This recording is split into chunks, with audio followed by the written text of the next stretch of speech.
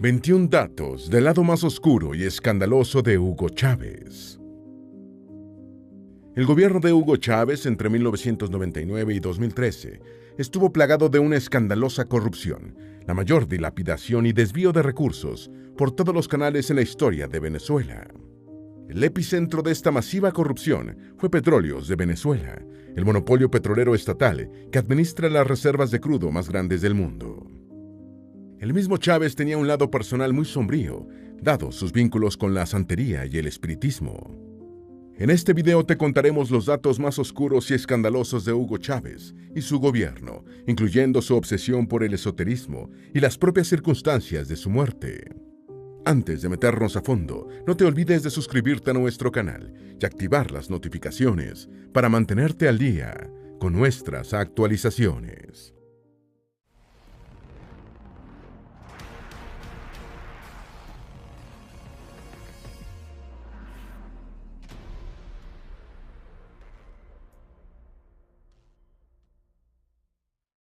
Número 1. Cooperativas agrícolas fantasmas, formadas por trabajadoras sexuales. A 2 días de la fecha de inicio de la campaña electoral para las elecciones presidenciales venezolanas de 2018, se hizo pública una serie de denuncias de corrupción durante el gobierno de Hugo Chávez, relacionada con el desvío de grandes sumas de dinero para cooperativas fantasmas del sector agrícola que involucraba a trabajadoras sexuales. Chávez destinó una buena porción del ingreso petrolero venezolano a financiar planes en todos los sectores de la economía, sin ningún control por parte del Congreso, y uno de los más cuestionados fue su manejo del Fondo de Desarrollo Agrícola, conocido como Fondafa. Saraza, una localidad de 70.000 habitantes del estado Guárico, en el centro norte de Venezuela, estuvo en el ojo del huracán del entramado de corrupción. Este pueblo agrícola aporta aproximadamente una quinta parte del maíz cosechado en Venezuela, y el gobierno se propuso incrementar la producción. Sin embargo, el financiamiento nunca llegó a los auténticos trabajadores del campo. Personas bien conectadas con el gobierno fundaron cooperativas de papel para apropiarse del dinero, comprando en dólares las firmas de residentes de Saraza, incluyendo algunas trabajadoras sexuales de la localidad. Los clientes habituales de los burdeles de Saraza notaron repentinamente una disminución de la oferta, y era que las mujeres estaban disfrutando de unos ingresos inesperados. Cada cooperativa fantasma pudo haber ingresado hasta $100.000. Número 2. Sus relaciones con el ocultismo.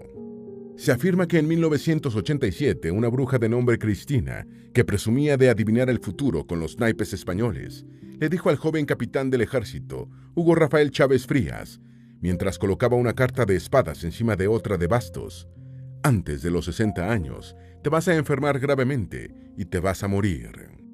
Dicen que este fue el comienzo de la obsesión del futuro golpista y presidente de Venezuela por los rituales de santería, las sesiones de espiritismo y su creencia en los videntes. Cristina, hermana de Herman Marksman, amante de Chávez por más de 10 años, también le habría dicho: tú vas a ser presidente de Venezuela, pero vas a estar preso primero. La señal la cargas encima.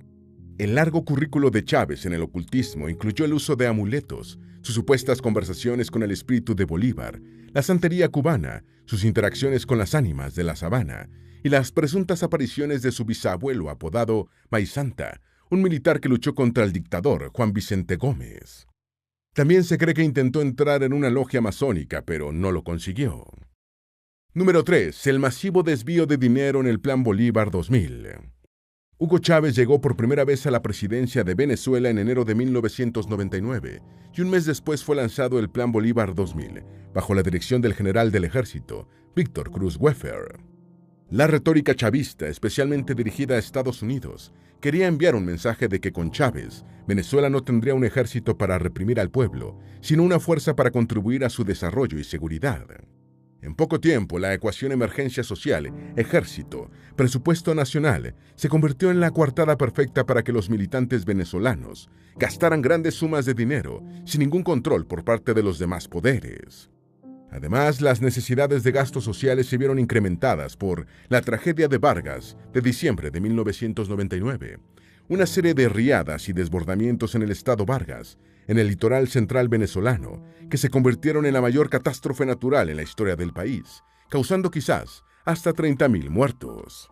Entre 1999 y 2000, el general Weffer dispuso de $115 millones de la época, que gastó en programas de vacunación, reparto de alimentos y gastos de educación, en medio de diversos escándalos por el desvío de dinero. Número 4. La corrupción en el sector eléctrico. Con un caudal promedio de 4.850 metros cúbicos por segundo en un corto trayecto, el río Caroní, principal afluente del Orinoco en el estado venezolano de Bolívar, es una de las corrientes fluviales con mayor energía potencial en el mundo. Esto permitió a Venezuela diseñar un sistema de generación de hidroelectricidad que alcanzaba para abastecer las necesidades del país y exportar a Brasil y Colombia, al margen de la riqueza petrolera nacional. Tras la llegada de Hugo Chávez al poder, el sistema eléctrico venezolano empezó a deteriorarse, afectado por la ralentización o paralización de las inversiones, la falta de mantenimiento y la corrupción. Antiguos funcionarios del sector eléctrico venezolano estiman que los sobrecostos en los contratos internacionales durante los gobiernos chavistas ascendieron a $17.000 millones. Actualmente el sistema de generación, transmisión y distribución de electricidad de Venezuela, que llegó a ser ejemplo mundial de calidad, está en un estado desastroso, por lo que los cortes del servicio son frecuentes y no hay carga eléctrica suficiente para la operación de la industria metalúrgica pesada, el consumidor más intensivo. Número 5. La corrupción de PDVSA. Venezuela es el país con mayor cantidad de reservas probadas de petróleo en el mundo. Increíblemente, también es el único país del planeta en el que los usuarios deben hacer colas de hasta 2 días para poner gasolina en sus vehículos. La huelga petrolera de 2002 a 2003, en medio de un paro nacional y masivas protestas contra el gobierno de Hugo Chávez, descapitalizó la industria de sus recursos humanos. El ministro de Petróleo de entonces, Rafael Ramírez, dijo que PDVSA, la empresa petrolera estatal venezolana, era roja rojita, en alusión al color característico del Partido Socialista Unido de Venezuela, la organización política fundada por Chávez. Miles de trabajadores fueron despedidos y PDVSA entró en una espiral de caída en producción, alimentada por la corrupción y por la expulsión de los productores privados. En 1998, último año de gobierno de la llamada Cuarta República, Venezuela produjo 3.3 millones de barriles diarios de petróleo. En 2022, la producción fue de 731.000 barriles diarios.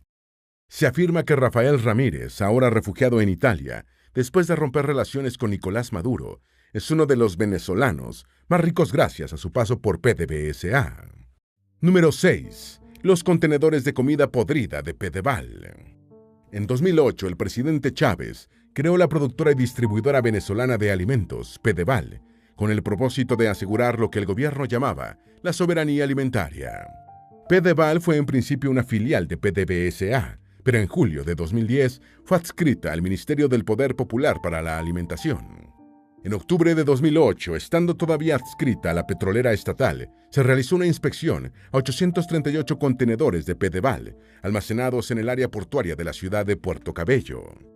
La inspección encontró gran cantidad de comida en mal estado, no apta para el consumo humano, y las investigaciones fueron ampliadas a otros almacenes del país, detectándose miles de toneladas de alimentos dañados.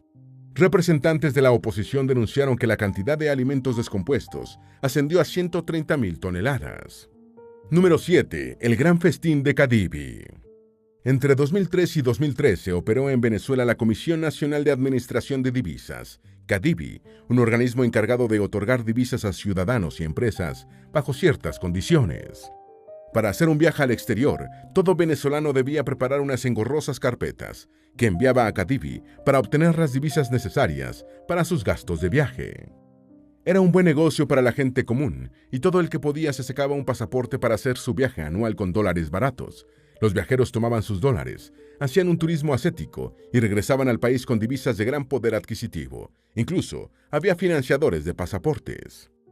Si alguien no tenía el dinero para sacar el documento, su financista se lo proporcionaba a cambio de una tajada de las divisas que recibiría para su viaje.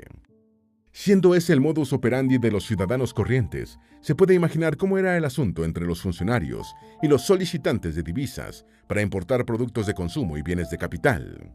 El exministro chavista Jorge Giordani, un incondicional aliado de Chávez, dijo en 2013 que la malversación de Cadivi, en sus 10 años de historia, había alcanzado la surrealista cifra de $300.000 millones.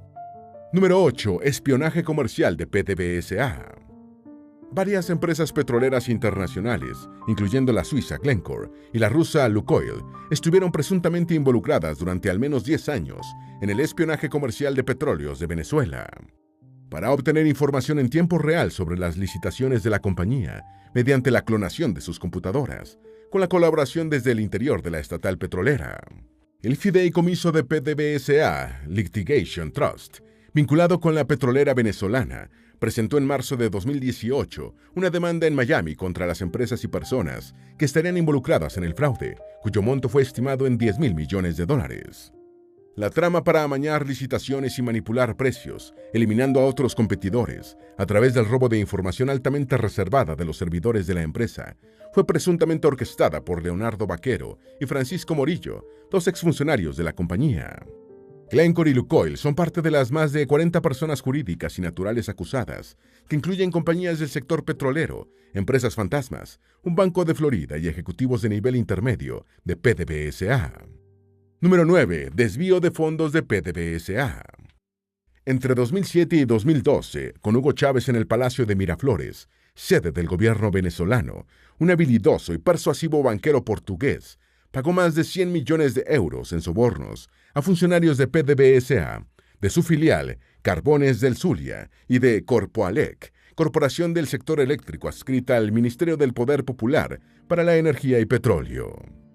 Ricardo Salgado, expresidente del Banco Espíritu Santo, con sede en Lisboa, pagó los sobornos para que el funcionario estatal involucrado depositara los fondos gubernamentales en su institución bancaria. Según el tribunal lisboeta que conoció el caso, la trama condujo a la desaparición de hasta 3.500 millones de euros de las cuentas de petróleos de Venezuela y demás organismos del Estado venezolano desfalcados. En la operación fraudulenta habrían participado también 3 instituciones financieras del sector público venezolano: el Banco de Desarrollo Económico y Social de Venezuela, Bandes, el Banco del Tesoro y el Fondo de Desarrollo Social, S.A., Fonden. Número 10. La trama suiza. Charles Henry de Beaumont es un asesor financiero francés que estuvo vinculado con la Compagnie Bancaria Helvética, CBH de Suiza, señalado como uno de los principales agentes para el manejo del dinero proveniente de la corrupción en el gobierno venezolano. Nacido en 1976 en Saint-Julien de Geneva, comuna francesa situada muy cerca de Ginebra, de Beaumont gozaba de reputación como habilidoso gestor del patrimonio de personas adineradas, especialmente cuando el origen de la riqueza no era muy claro. Sin embargo, era un agente financiero caro y se quedaba con el 0.75% de las cantidades de dinero entrantes o salientes del CBH. Su clientela venezolana eran funcionarios y exfuncionarios del gobierno, así como empresarios relacionados con la enorme trama de corrupción en el país, particularmente en Petróleos de Venezuela y la Corporación Eléctrica. De Beaumont fue cesado como director del CBH de Ginebra en 2013, siendo acusado de haber obtenido $22 millones por las comisiones que cobraba sobre las transferencias. Número 11. Los 6 de Citgo. Los 6 de Citgo es el nombre dado a un grupo de 6 altos directivos de la empresa venezolana Citgo, detenidos por el gobierno venezolano, acusados de haber realizado operaciones desfavorables para la empresa durante los gobiernos de Hugo Chávez y Nicolás Maduro. Los ejecutivos siempre negaron las acusaciones, señalando que eran víctimas de medidas del gobierno venezolano para presionar a Estados Unidos, ya que los activos físicos de Citgo se encuentran en Estados Unidos. En 2019 se les concedió arresto domiciliario, pero fueron enviados de nuevo a prisión el mismo día que Donald Trump recibió a Juan Guaidó, presidente de la Asamblea Nacional de Venezuela. El gobierno estadounidense reconoció a la cuarta legislatura de la Asamblea Nacional, de mayoría opositora, como el último poder legítimo de Venezuela y como la administradora de los activos de Citgo en Estados Unidos. Finalmente, los 6 de Citgo fueron liberados en 2022 en un canje por los narcosobrinos. Número 12. Los narcosobrinos.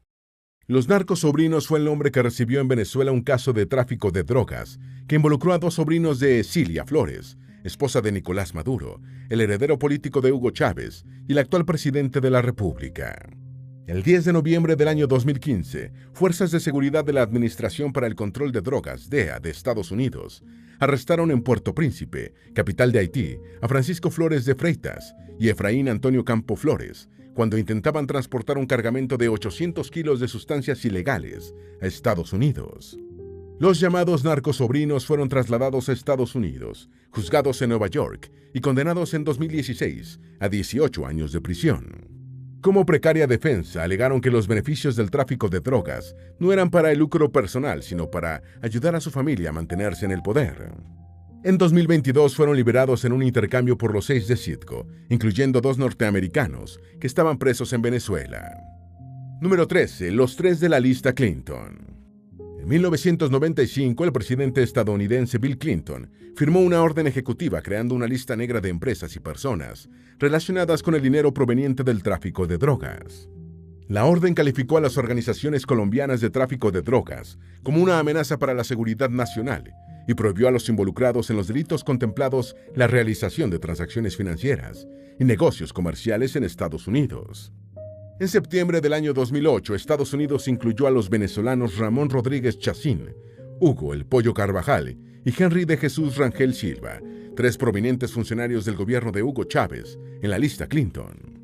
Rodríguez Chacín y Rangel Silva se han mantenido fuera del alcance del brazo de Estados Unidos. El Pollo Carvajal rompió con Maduro y se refugió en España, estando en curso su proceso de extradición a Estados Unidos. Maduro fue añadido a la lista Clinton en el año 2017. Número 14. Caso Macled. A pesar de que a Walid Macled García lo apodan el turco Macled y el árabe Macled, es un sirio venezolano, actualmente en prisión, que se distinguió por hablar sin ningún tapujo sobre sus relaciones corruptas con el poder venezolano. En noviembre del año 2008 fue incautado un cargamento de 400 kilos de drogas en una de sus haciendas, y aunque logró huir, fue después capturado en Colombia y extraditado a Venezuela, donde purga una sentencia de 21 años de prisión. El hombre habló hasta por los codos y dijo a Univisión que amasó una fortuna de más de $1.200 millones, sobornando a generales de la Fuerza Armada y altos funcionarios venezolanos que facilitaban sus operaciones de tráfico. En la entrevista dijo: «Yo trabajé con el gobierno de Chávez 8 años. Trabajé en muchos negocios que tuvimos». Y añadió: «Me concedieron 3 contratos millonarios firmados por la Petroquímica de Venezuela. Hacía pagos millonarios. Al partido de Chávez le di una colaboración de $2 millones». Número 15. Vuelo 385 de Air France. El 11 de septiembre del año 2013, las autoridades francesas incautaron en el aeropuerto Charles de Gaulle de París un cargamento de 1.300 kilos de droga pura, contenidos en 31 maletas del vuelo 385 de Air France, que hacía la ruta entre Maiquetía, principal terminal aérea venezolana, y la capital de Francia. Fue la mayor incautación de narcóticos realizada por los franceses hasta ese momento, con un valor aproximado de $200 millones. La incautación no fue producto de un control de aduanas, sino de un trabajo de inteligencia de policías de Gran Bretaña, Holanda y España. Una investigación realizada por la organización Inside Crime determinó que las maletas nunca pasaron por los controles del aeropuerto venezolano, sino que llegaron al pie del avión en un vehículo que ingresó a la pista a través de una puerta situada en el ala oeste de la terminal. Las propias versiones de la Policía Judicial y de la Oficina Nacional Antidrogas de Venezuela se contradijeron en sus explicaciones. Número 16. El ex juez venezolano condenado en Miami. Entre 2009 y 2010, el juez venezolano Benny Palmieri Bacci y Rodolfo Matuk, director de Interpol en Venezuela, conspiraron para facilitar la entrada de droga colombiana a Estados Unidos. En 2014, Palmieri viajó a Estados Unidos sin saber que ya estaba en el radar de la DEA y fue arrestado en el Aeropuerto Internacional de Miami. Tanto Palmieri como Matuk fueron señalados por retrasar y evitar la extradición del traficante Jaime Alberto Marín Zamora, conocido como Beto Marín, de Venezuela a Estados Unidos. Palmieri fue enjuiciado en Miami y primero se declaró inocente, aunque después admitió su culpabilidad tras un acuerdo con la Fiscalía, siendo condenado en febrero de 2015 a 6 años y 8 meses de prisión. El ex juez también fue relacionado con el Pollo Carvajal, detenido en Aruba en 2014 a solicitud de Estados Unidos, pero liberado por gestiones de Venezuela ante el gobierno neerlandés. Número 17. Las acusaciones de Limsi Salazar. El capitán de corbeta Limsi Salazar fue miembro de la Guardia de Honor, asistente personal y jefe de seguridad del presidente Hugo Chávez. Tras la muerte de Chávez, Salazar pasó a ser jefe de seguridad de Diosdado Cabello, entonces presidente de la Asamblea Nacional. No están muy claras las razones por las que Salazar desertó a Estados Unidos en diciembre de 2014, con ayuda de la División de Operaciones Especiales de la DEA. Fue incluido en el Programa de Protección de Testigos de Estados Unidos y declaró a la Organización Antidrogas y a la justicia estadounidense la participación en el tráfico de sustancias de Diosdado Cabello, segunda figura actual del chavismo después de Maduro. Ya en territorio estadounidense, Salazar le dijo a Guillermo Cortés, embajador de Panamá en la OEA, que Chávez murió el 30 de diciembre de 2012 y no el 5 de marzo de 2013, como dice la versión oficial. De ser esto cierto, significaría que el gobierno de Venezuela fue usurpado por los herederos de Chávez durante más de 2 meses. Número 18. Los presuntos vínculos de Tarek El Aissami con Hamas y Hezbollah. Tarek El Aissami, dirigente chavista de ascendencia siria y libanesa, fue ministro de Relaciones Interiores y Justicia del gobierno de Hugo Chávez entre 2008 y 2012. Y continuó ocupando altos cargos en la administración de Maduro, en la que fue ministro de Industria, ministro del Petróleo y vicepresidente ejecutivo de la República. En 2012, una corte federal de Manhattan emitió una acusación contra el Aissami por tráfico de droga colombiana a través de Venezuela y México hacia Estados Unidos. Actualmente se encuentra en la lista de los más buscados por el gobierno estadounidense. Los narcosobrinos declararon en su juicio que la droga que los llevó a la cárcel en Estados Unidos fue proporcionada por el Aissami. En 2014 fue vinculado por el diario The Wall Street Journal con las organizaciones Hamas y Hezbollah. Según la Fiscalía estadounidense, el Aissami proporcionó pasaportes venezolanos a miembros de esas organizaciones paramilitares. Número 19. Los señalamientos contra Diosdado Cabello. El anterior presidente de la Asamblea Nacional y actual vicepresidente del Partido Socialista Unido de Venezuela, Diosdado Cabello, ha sido señalado por las autoridades estadounidenses como uno de los máximos responsables venezolanos del tráfico de droga colombiana hacia Estados Unidos y Europa. Igualmente, Cabello ha sido acusado de ser el cabecilla de las operaciones de blanqueamiento del dinero proveniente del tráfico de drogas, tanto en Norteamérica como en el viejo continente. El dirigente venezolano es mencionado como el capo del cártel de los Soles, que involucra a militares de alto rango, tanto activos como retirados. En mayo de 2018, Diosdado Cabello y su familia fueron sancionados por el Departamento del Tesoro de Estados Unidos mediante la congelación de sus activos en territorio estadounidense, con acusaciones de tráfico de sustancias, lavado de activos y corrupción. En marzo del año 2020, el Departamento de Estado ofreció una recompensa de $10 millones por información que permita llevar a Cabello ante la justicia estadounidense. Número 20. Las teorías sobre la muerte de Chávez. Existen diferentes versiones sobre que Hugo Chávez murió antes de la fecha oficial y sobre que su deceso no se produjo en Caracas, sino en La Habana, Cuba.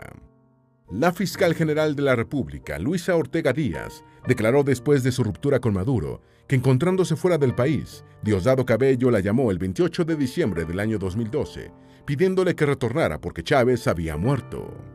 Según Ortega Díaz, Cabello la volvió a llamar para decirle que la información de la muerte había sido una falsa alarma. Después, Lindsay Salazar declaró en Estados Unidos que Chávez murió el 30 de diciembre del año 2012.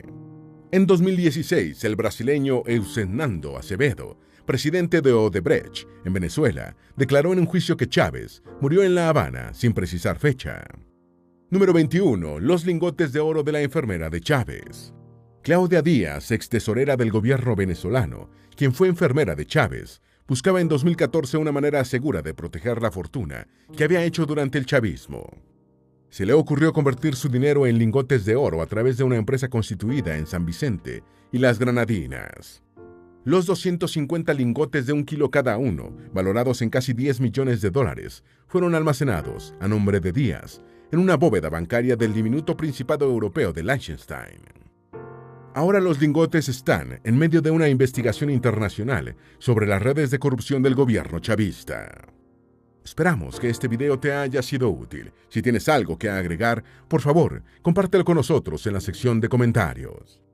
Dale me gusta a este video y envíale el enlace a tus familiares y a tus mejores amigos para que también sepan más de los 21 datos del lado más oscuro y escandaloso de Hugo Chávez.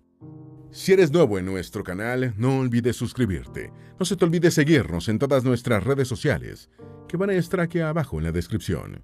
Recuerda, un pueblo que no conoce su historia está condenado a repetirla.